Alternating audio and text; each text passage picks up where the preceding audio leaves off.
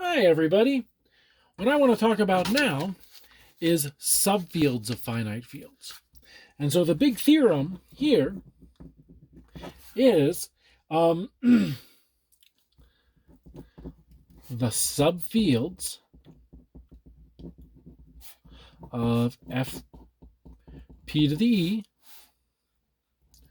are exactly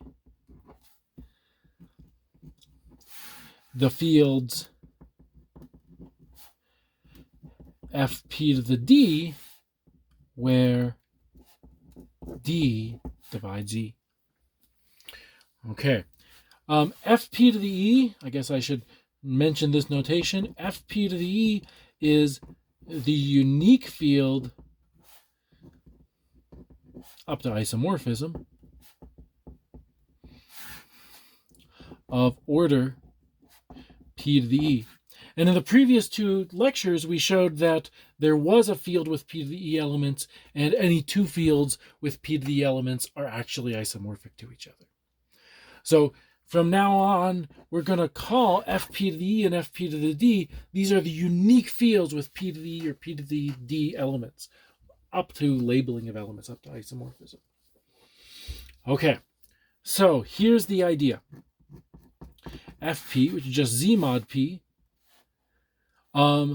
Let's suppose first that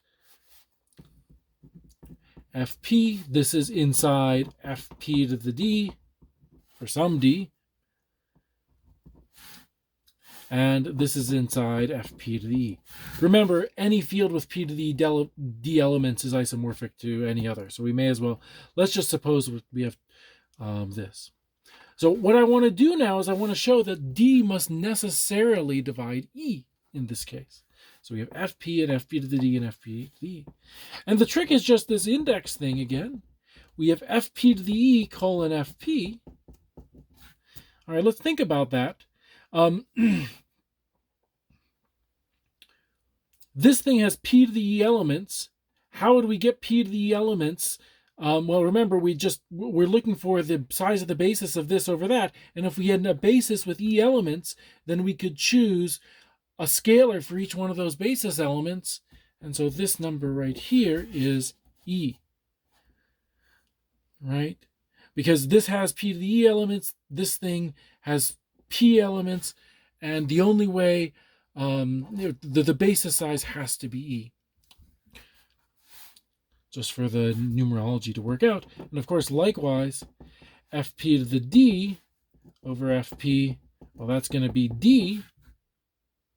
But we know that this number divides that number just because we have this extension field, i.e. fp to the e colon fp. This is fp to the d colon fp times fp to the e colon fp to the d. I don't know what that is, but this one is equal to d. And this one's equal to e, so d divides e. All right. In some sense, we're halfway done. This is not the harder direction, but it does show that if I have a subfield of fp to the e, it has to be an fp to the d where d divides e. And so now we have to go the other direction. Let's suppose d divides e. We must construct a subfield of fp to the e which has p to the d elements. Now, there's probably, based on what we've seen so far, there's a pretty good way to do it. What we're going to do is we're going to choose this subfield, just like we did before, choose k to be the roots of fp to the d, the roots of x to the p to the d minus x in fp to the e. So if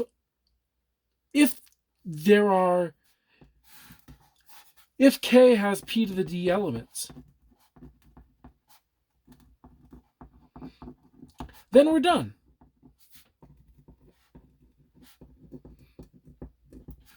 Okay, if k has p to the d elements, we are done. Because we've already seen that if I have this polynomial and if it splits completely, i.e. it has, if all the roots of this polynomial are in here, then the set of roots is actually a field with p to the d elements. We saw that previously when proving the existence of fields with p to the d elements in it.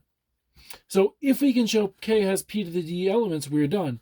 In other words, we must show that x to the p to the d minus x splits completely in fp to the e. Okay. Well, how do we do that? So our strategy, we're going to show that x to the p to the d minus x divides x to the p to the e minus x. Because this one, since this splits completely.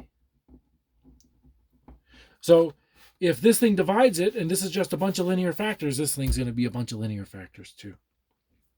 Okay, so all we have to do is show x to the p to the d minus x divides x to the p to the e minus x. Okay, first I need a little claim or a lemma or something. Okay. P to the d minus 1, this thing divides p to the e minus 1. Okay, this is pure, this has nothing to do with x's or finite fields or anything. This is just a basic fact about integers. All right, so we're supposing d divides e, so that means I can write e equals d times k. And I'm just going to factor p to the e minus 1 in terms of p to the d minus 1. So I'm just going to do it. P to the e minus 1 equals p to the d minus 1 times 1 plus p to the d plus dot dot dot plus p to the d times k minus 1. Okay, the point is we're going to have a p to the d times a p to the d k minus 1. That's going to give us a p to the dk. dk is e, so that's going to give us a p to the e. And we're also going to have a negative 1 times a positive 1. That'll give us a negative 1. And then everything else, when I distribute this out, is going to cancel. And I think we've all seen this kind of thing before because we have a negative p to the d and a plus p to the d and a negative p to the 2d and a p to the d times p to the d, that's p to the 2d. And those are just going to wipe all of them out, and we're just going to be left with that. Okay, so that claim's done. And then so all I'm going to do now is I'm going to, since I know this, I'm going to just do this factorization.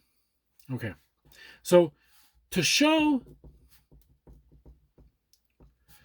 x to the p to the d minus x, p to the d minus x, divides x to the p to the e minus x, it's enough to show that x to the p to the e minus 1, this is all in the numerator up here, or not numerator, in the exponent minus 1, this is, or x to the p to the d minus 1, that this one divides x to the p to the e minus 1 out down here. The point is, I'm just factoring out an x from both of these, and they just cancel. So I just need to do this, because if I can show this divides this, I just multiply both by x, and we'll get that one dividing that one. Okay, so now we're just going to do this kind of trick again, where we do this kind of long expansion.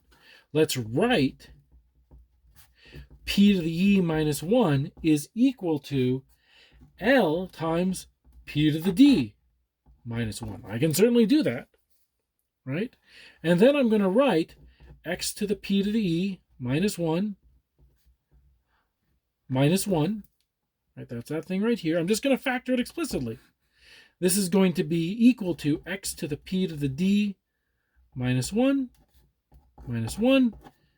same trick up here, it just looks messier, times 1 plus x to the p to the d minus 1 plus dot dot dot plus x to the L minus 1 times p to the d minus 1.